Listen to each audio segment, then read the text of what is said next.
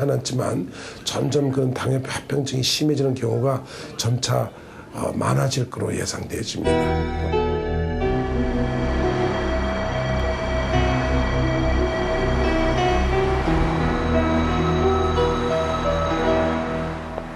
(1960, 70년대) 한국 사회는 눈부신 성장의 고속도로를 탔습니다. 도시는 자동차와 고층 건물들로 가득 차고 개개인의 생활도 참 많이 편해졌습니다. 그런데 이런 변화에는 밝은 면만 있는 게 아닙니다. 우리들의 선조는 수천 년 동안 채식 위주의 식사를 해왔습니다. 더구나 흉년과 기근이 수시로 닥치면서 유전적으로는 조금만 먹고서도 버틸 수 있는 생존력 강한 사람들이 살아남았습니다. 현재 우리의 몸에는 이렇듯 몇천 년 동안의 경험이 축적돼 있는 거죠. 그런데 최근 들어 한국인은 선조들에 비해서 고열량 식사를 하면서도 훨씬 더 많이 먹고 몸은 전혀 움직이지 않는 현대인의 생활에 젖어 있습니다. 우리 몸은 1000년 전 그대로인데 생활은 21세기형으로 바뀐 것이 한국의 당뇨 대란을 몰고 온 주범이 된 것이죠. 그런데 이 1000년 전의 한국인 몸과 21세기의 서구식 생활 문화가 충돌한 결과는 가족 안에서 더욱 심각한 문제를 일으키고 있습니다.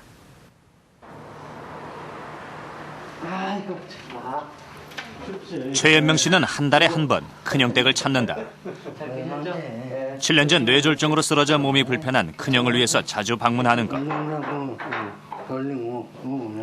현재 큰형의 상태는 많이 회복됐지만 아직도 말은 많이 어눌하다. 나가 살림다 하는지. 우리 형님이 살림을 다 해요. 살림을. 네. 설거지 다 하고. 나가 이름 빨래서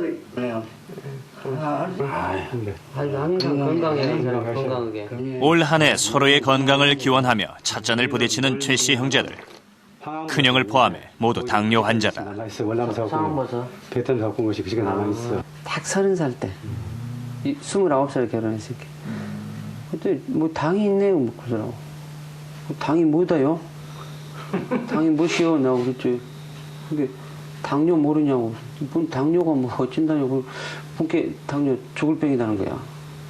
그래갖고 그때 충격 무지하게 받았죠. 스트레스 받아갖고. 그때 하여튼 체중이 54kg가 나요. 최 씨 형제들의 아버지 역시 큰형처럼 당뇨 합병증으로 인한 뇌졸중으로 돌아가셨다. 온 가족이 당뇨인 셈이다. 하나님 축복이지. 영국과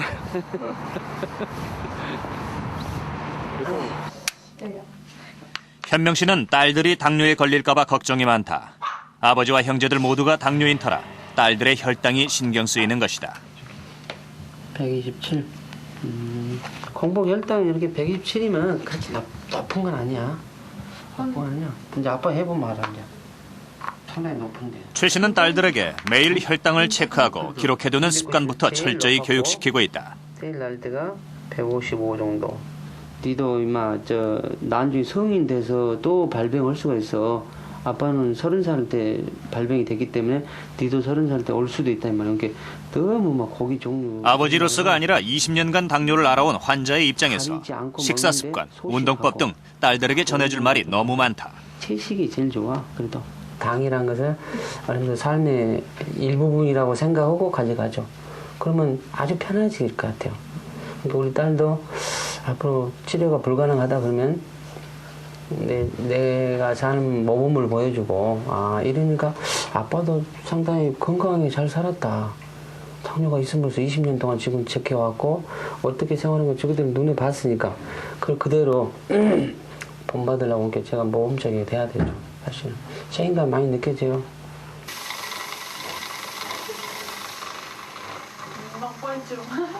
열심히 운동하는 최 씨의 모습 뒤에는 본인의 건강을 위해서이기도 하지만 앞으로 당뇨병 환자가 될지도 모를 딸들에 대한 아버지의 안타까운 마음이 숨어있는 것이다. 운동해야지. 그래야 우리가 건강하게 살 수 있다. 우리도. 제작진은 서울대 당뇨병 유전체 연구센터와 함께 당뇨 가족력이 있는 가정의 자녀에게 당뇨병 검사를 실시했다. 검사 대상자는 9세부터 17세 사이 총 5명으로 모두 부모와 형제 혹은 조부모에게 당뇨병이 있는 경우였다. 혈당과 인슐린 분비 능력을 측정하고 고지혈증, 고혈압 등 각종 성인병이 복합적으로 나타나는 대사증후군이 있는지 여부를 살펴보았다. 검사 결과는 놀라웠다. 검사자 5명 중 2명이 당뇨로 진단되었고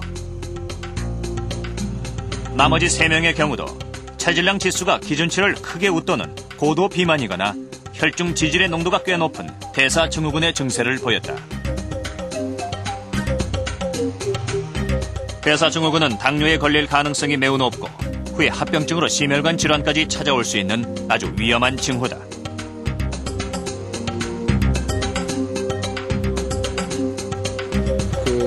부모님이 2분 다 당뇨병이 있고 어머니 쪽으로 당뇨병이 많지요. 그리고 어머니는 그러니까 학생 낳기 전부터 당뇨가 있었고 공복이 170으로 이미 많이 높아져 있어요.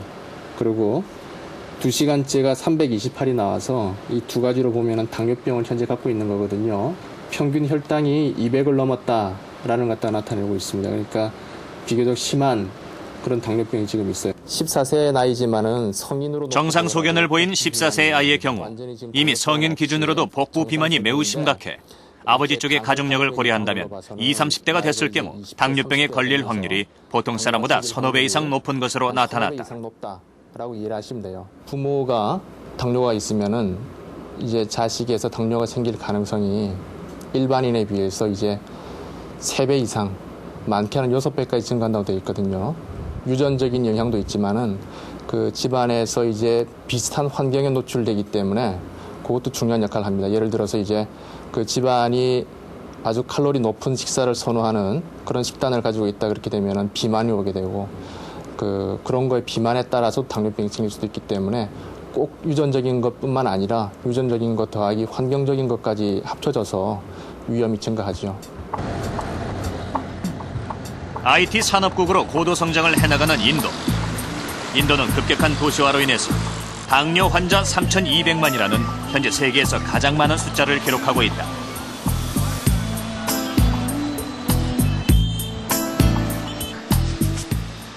최근 인도 챈나이에는 국제보건기구와 공동으로 당뇨 전문 병원이 들어섰다.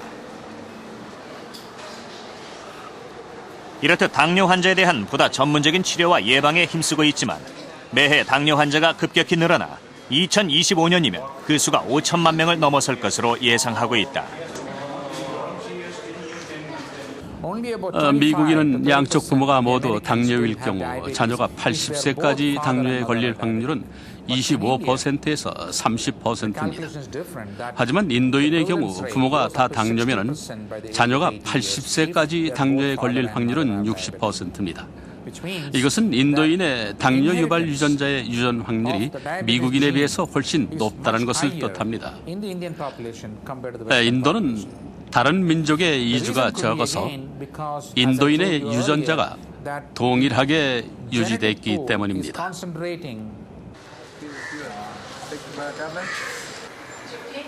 산타르시 댁의 식사 준비가 한창이다. 짜파티나 삼바와 같은 인도 요리들은 버터기름이나 코코넛 기름에 튀기거나 볶아 먹는 것이 많다. 이처럼 최근 풍요로워진 인도인의 식탁은 비만이란 문제점을 낳고 있다. 15년째 당뇨를 앓아온 산카르 씨. 그는 하루에 2번 혈당 조절을 위해서 인슐린 주사를 맞아야 한다. 당뇨를 앓기 전 단 음식과 유제품을 좋아했던 그는 현재 104kg이 나갈 정도로 고도 비만이다. 게다가 이미 아버지와 형제들도 모두 당뇨 환자다. 산카르 씨는 이미 당뇨 합병증이 시작되어 다리 여기저기 궤양이 진행되고 있다. 다리의 궤양은 의사 선생님이 치료를 한 후에 피부 이식 수술을 한 거예요. 상처는 완전히 가라앉았어요. 약물 치료와 식이요법으로 혈당이 많이 조절돼 상처는 거의 완치된 것이나 다름없죠. 산카르 씨의 당뇨는 기름진 인도 식사를 과잉 섭취하고 인도인의 특성상 움직임이 적다는 환경적 요인, 그리고 아버지와 형제 모두가 당뇨라는 유전적 요인이 함께 작용한 셈이다.